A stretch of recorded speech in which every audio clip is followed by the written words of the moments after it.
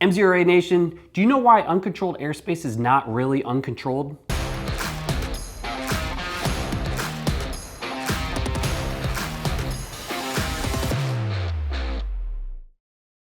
What's going on, MzeroA Nation? Jamie and Kat here. Today we're looking at a common aviation myth. Many people think uncontrolled means you can do whatever you want, where that's far from the truth. There's still some important regulations that you need to follow. That's right, Jamie. Uncontrolled does not mean unregulated. Uncontrolled airports means there's no operating control tower, but that doesn't mean it's a free-for-all. Regulations still apply, and you can find many of them in the FAR-AIM under Part 91-126. One key rule at uncontrolled airports is traffic pattern direction. According to Part 91-126, all airplanes must make left-hand turns unless the airport has markings or light signals indicating right-hand turns.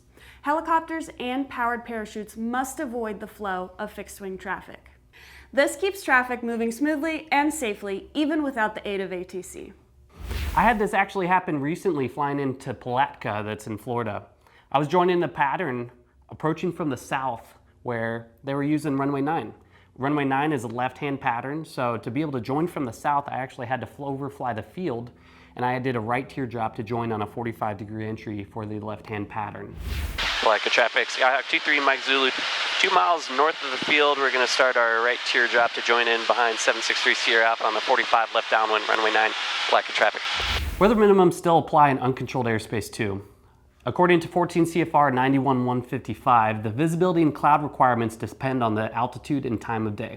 For example, during the day and below 1,200 feet AGL, you need at least 1 mile of visibility and must remain clear of clouds. At night, those requirements increase to 3 statute mile visibility and 1,000 above, 500 feet below, and 2,000 feet horizontal distance from the clouds.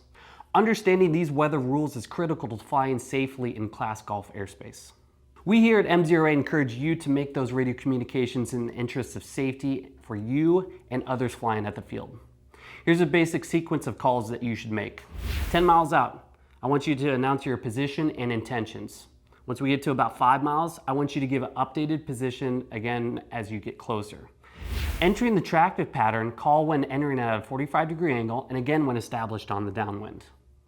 On base and final, announce your turns and be sure to check for any aircraft prior to turning final, including any non-radio communicating aircraft. Clear the runway, let others know that you've exited the runway safely.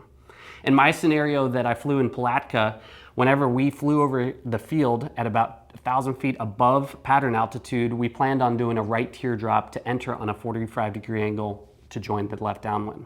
When executing the right teardrop and established on the 45-degree entry to the left downwind, we noticed that there were several aircraft in line that we weren't going to have adequate margin of distance in between to make it work. So I decided to take control of the situation by doing a right 360 to give us that adequate room needed to join the downwind.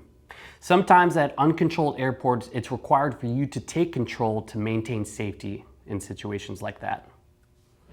So while Class Golf airspace and uncontrolled airports don't have ATC managing air traffic, regulations still apply.